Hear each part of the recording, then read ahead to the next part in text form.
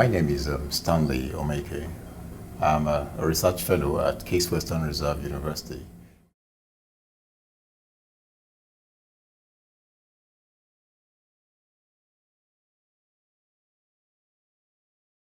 Well, okay. Strategy, basically, it's about understanding your strategic context and then deciding which positioning you seek within that context. Now, this goes along with understanding the dynamics within the environment being the external environment, and of course, the internal organizational environment. When this information is brought together, essentially it comes as data at the very beginning, and it needs to be processed before you get to the point where you understand the relationship between the data you've collected and then make sense out of it in order to gain strategic intelligence. So my thinking is for you to be successful as a strategist, you must have an aptitude for data. You must be able to consume data, and not just consume it from a statistical sense of it, but from the standpoint of being able to make sense out of what the data is saying, and then be able to decide how your strategic assumptions hold while creating your strategy within a given context. So you may not need, as a strategist, to be an expert in data, but you should have an aptitude for data. And somewhere down the line within your organization must be the guys that crunch the number, the guys that understand data.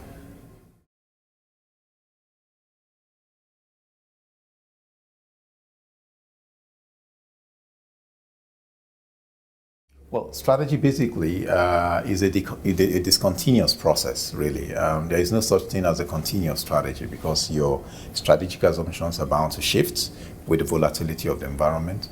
And therefore, you might find that occasionally you need to go back into your drawing room and then craft out a new strategy.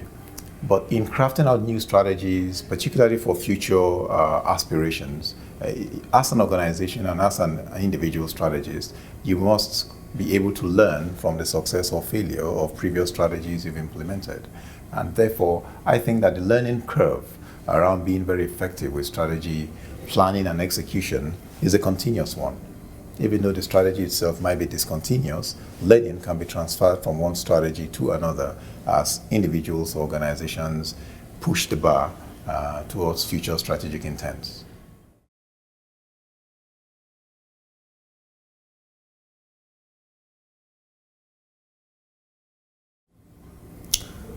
Well, I think number one will be technology. Technology is beginning to level the playing field between organizations that have very robust structure and resources, and the very thin, lean organizations that haven't got these physical resources. Technology makes it very easy for a startup to be able to sit in China and have very dynamic distribution networks across the internet that reaches to the far ends of the earth. Therefore, technology is a key player in what will influence strategy in the future. Second, of course, is data. We've begun to see the role data plays from Google and some of these other data crunching platforms.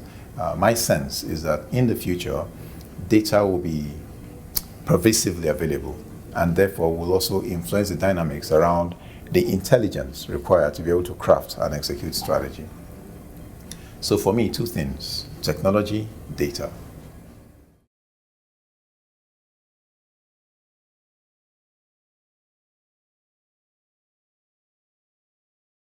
Well, like I said, I'm a research fellow at Case Western Reserve University now, but in my previous life, I've been involved with strategy execution in very large organizations for over 15, 20 years.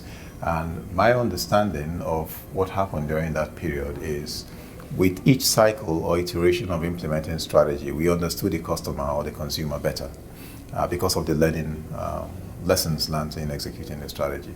And we got to the point, or I got to the point in my role as a strategist, where it was impossible to come up with a strategy that works if you don't have a full understanding of who the customer is, what he wants, how he wants it, when he wants it, and all of that.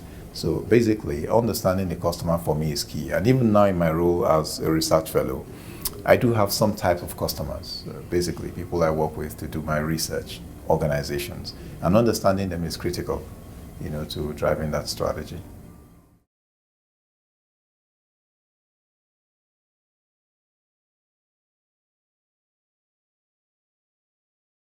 Well, this this certainly falls into my ballpark. Strategy execution management quite often comes with understanding the organizational dynamics itself.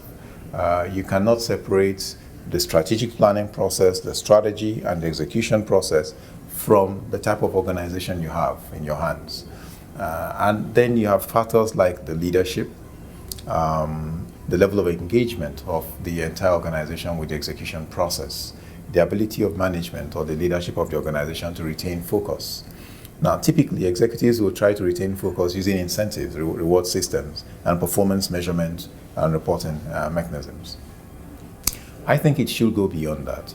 It should get to the point where individual employees are able to see how the strategy plays out for them as individuals. So part of the selling executives need to do while trying to drive strategy execution or even the planning process is to ensure that groups of employees and individual employees are able to see for themselves how they benefit from the success or how they lose from the failure of executing that strategy, short term, mid term, and the long term.